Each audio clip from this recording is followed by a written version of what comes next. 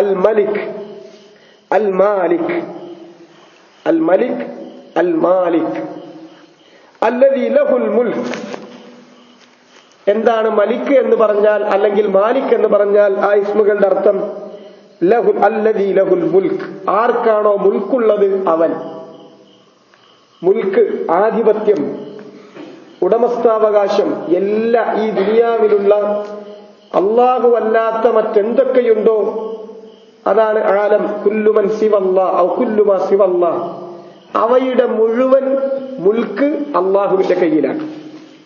ഫഹുവൽ മൗസൂഫു ബിസിഫത്തിൽ മുൽക്ക്, അവനാണ് മുൽക്ക് എന്ന സിഫത്ത് കൊണ്ട് വിശേഷിപ്പിക്കപ്പെടാൻ അർഹനായിട്ടുള്ളവൻ. വഹിയ സിഫാത്തുൽ അളമ വൽ കിബ്രിയ, മുൽക്കിന്റെ സിഫാത്തുകളെല്ലാം തന്നെ അളമത്തും കിബ്രിയാഉം വൽ ഖഹർ വത്തദ്ബീർ, ഈ പറയുന്നതൊക്കെ ഉൾക്കൊള്ളുന്നതാണ്. അളമത്ത് മഹത്വം, അളീം വലുപ്പം, മഹത്വം, അത് അള്ളാഹുവിന് മാത്രമുള്ളതാണ്. ഏറ്റവും വലുത് അവനാണ്. അവനല്ലാത്ത മറ്റെല്ലാം അവന്റെ മുന്നിൽ ചെറുതാണ്. വൽ കിബിരിയ, കിബിരിയ,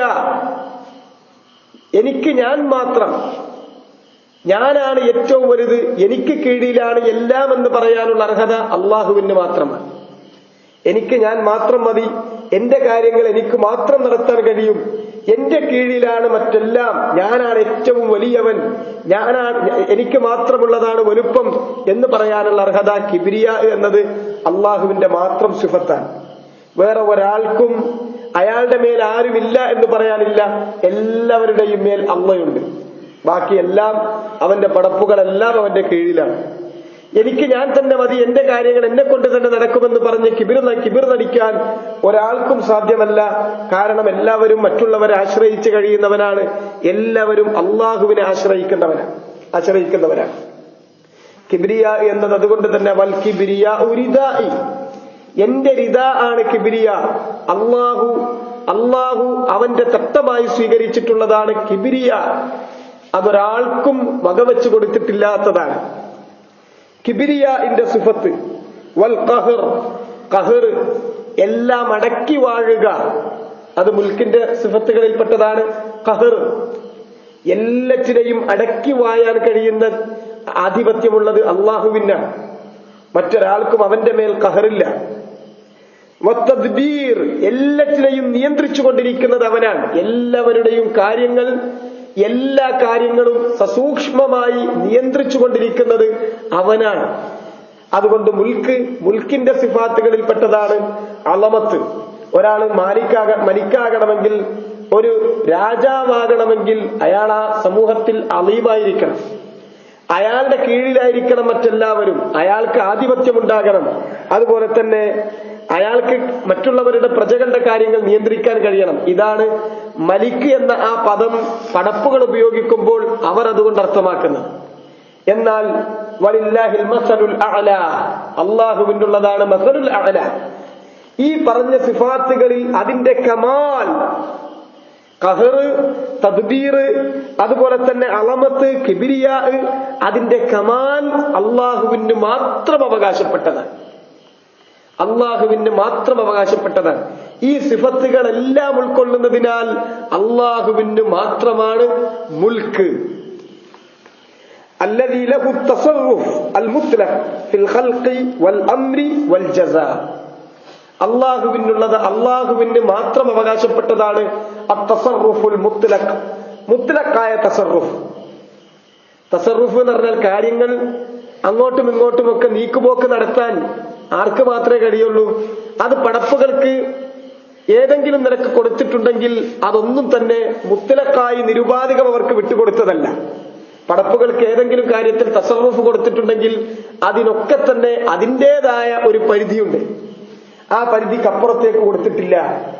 എന്നാൽ തസറുഫുൽ മുത്തലഖ്, സൃഷ്ടിപ്പിന്റെ കാര്യത്തിൽ, അതുപോലെ തന്നെ അമ്ര എന്ന് ഉദ്ദേശിക്കുന്നത് ശറഉം ഖദറുമായ നിയമങ്ങൾ നിശ്ചയിക്കുന്ന കാര്യത്തിൽ, ശറഇയ്യായ ഖദരിയായ അവരുടെ കാര്യങ്ങൾ നിർണയിക്കുന്ന കാര്യത്തിൽ, അവരുടെ കാര്യങ്ങളൊന്നും അവർ നിർണയിക്കുന്നതല്ല. മുത്തലഖായ അല്ലാഹു സുബ്ഹാനഹു വ തആല മാത്രമാണ് പടപ്പുകളുടെ എല്ലാവരുടെയും കാര്യങ്ങൾ നിർണയിക്കുന്നത്, വിധിക്കുന്നത്.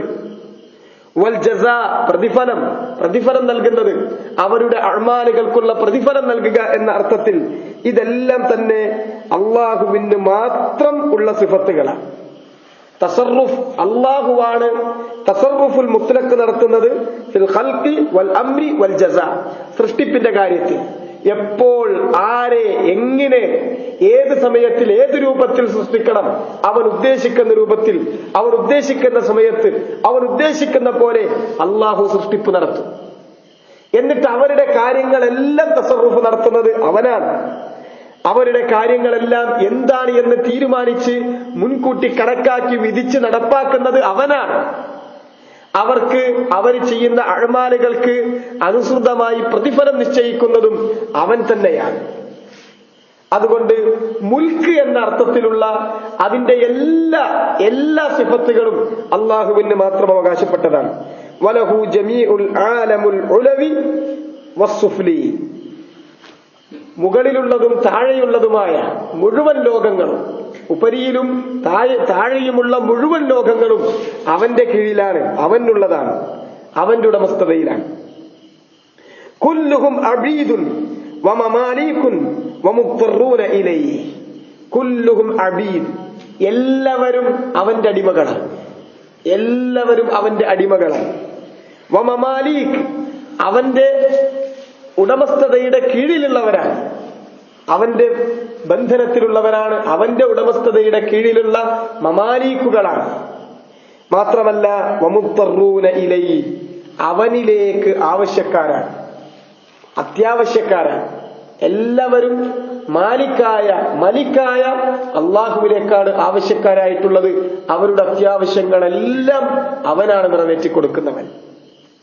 അതുകൊണ്ട് മാലിക് അല്ലെങ്കിൽ മലിക് എന്ന് പറഞ്ഞാൽ അതിന്റെ അർത്ഥം ഈ പറഞ്ഞ കാര്യങ്ങളൊക്കെ ഉൾപ്പെടുന്നതാണ്.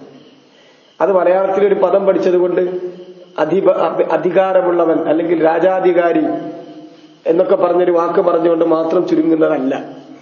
ഈ പറഞ്ഞ സിഫാത്തുകളുടെ കമാൽ ഇതെല്ലാം ഉൾക്കൊള്ളുന്നവനാണ് മലിക് അല്ലെങ്കിൽ മാലിക് എന്ന ഇസ്മ. അതിനവകാശപ്പെട്ട മുൽക്കുള്ള അല്ലാഹു സുബ്ഹാനഹു വ തആല, അവന്റെ മുൽക്ക്, അവൻ മലിക്കാണ് എന്ന് പറഞ്ഞാൽ അർത്ഥമാക്കുന്നത് ഈ കാര്യങ്ങളാണ്. നക്തഫി ബിഹാദാ വല്ലാഹു തആല അഅലം വസല്ലല്ലാഹു വസല്ലമ വബാറക അലാ നബിയിനാ മുഹമ്മദ് വഅലാ ആലിഹി വസഹ്ബിഹി.